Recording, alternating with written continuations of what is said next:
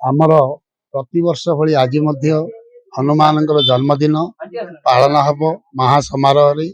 ଆଜି ସକାଳୁ ଭୋର 5ଟା ବେଳୁ ମଙ୍ଗଳ ଆଳତି ସହିତ କାର୍ଯ୍ୟକ୍ରମ ଆରମ୍ଭ ହୋଇଛି ଏବଂ ଶ୍ରୀ ହନୁମାନଙ୍କର ଆଜି ଷୋଡ଼ଶୋପଚାର ପୂଜା ପ୍ରତି ସଂକ୍ରାନ୍ତିରେ ହେଲା ଭଳି ଆଜି ମଧ୍ୟ ପାଳିତ ହେବ ଏବଂ ତା ସହିତ ହୋମ ହେବ ଏବଂ ଆମର କମିଟି ଦ୍ୱାରା ଅନ୍ନପ୍ରସାଦ ସେବନ ପାଇଁ ମଧ୍ୟ କାର୍ଯ୍ୟକ୍ରମ କରାଯାଇଛି।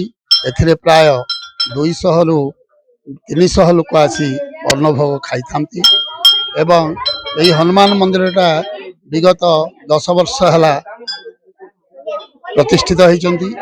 ଏଥିରେ ଜେଲର କର୍ମଚାରୀ ତଥା ଏଥିର କମିଟି ହରପ୍ରସାଦ ପାତ୍ର ଏବଂ ସନ୍ତୁ ଅନ୍ୟାନ୍ୟ ସବୁ ସହଯୋଗରେ ମହାସମାରୋହରେ ଏହି କାର୍ଯ୍ୟକ୍ରମଟା ଚାଲିଛି। ଆଜିର ଏହି ମହାନ ଦିନରେ ଓଡ଼ିଆ ମାନଙ୍କର ନବବର୍ଷ ପାଳନ ଉତ୍ସବରେ ମୁଁ ମୋର ଓଡ଼ିଶାର ସମସ୍ତ ଜନସାଧାରଣଙ୍କୁ ତଥା ମୋର କୋଟପାଳ ବଣ୍ଡାଗୁଡ଼ାବାସୀ ତରଫରୁ ମୁଁ ଶ୍ରୀ ଶିବପ୍ରସାଦ ଦାସ ସମସ୍ତଙ୍କୁ ଶୁଭେଚ୍ଛା ସଦିଚ୍ଛା ଏବଂ ମନସ୍କାମନା ପୂର୍ଣ୍ଣ ମହାପ୍ରଭୁ ଜୟ ବଜରଙ୍ଗ ବାଲାଙ୍କ ତରଫରୁ।